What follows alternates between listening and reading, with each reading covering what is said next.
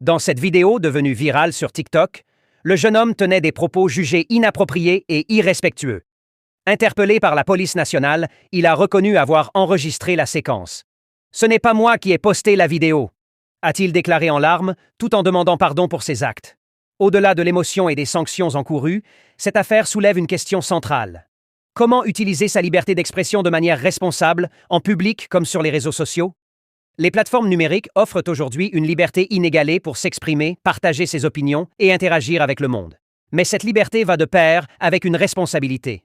En effet, les propos injurieux, diffamatoires ou incitatifs à la haine ne relèvent pas de la critique constructive, mais constituent des délits punis par la loi.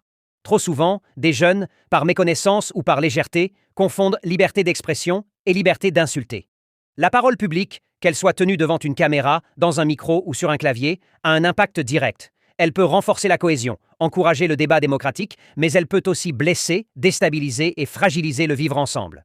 Dans une société marquée par le pluralisme et la diversité, il est indispensable de cultiver une communication responsable, respectueuse et citoyenne.